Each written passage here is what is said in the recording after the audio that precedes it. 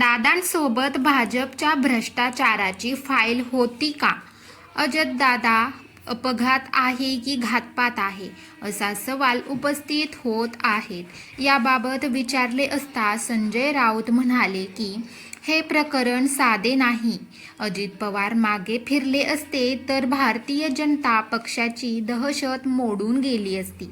अजित पवार वारंवार सांगत होते की माझ्याकडे भाजपच्या घोटाळ्याची फाईल आहे आणि मी ती उघड करेन, हे त्यांनी 15 जानेवारी रोजी सांगितले आणि पुढील 10 दिवसात त्यांचा विमान अपघातात मृत्यू झाला. हे रहस्यमय आहे. मला जस्टिस लो या प्रकरणाची आठवण झाली. अमोल मिटकरी यांनी उपस्थित केलेले प्रश्न गंभीर स्वरूपाचे आहेत. जर विमानातून 6 जण प्रवास करत होते तर 5 मृतदेह कसे काय मिळाले? मग 6वी व्यक्ती कोण होती? त्याची बॉडी का मिळाली नाही? सगळे देह जाळून खाक झाले.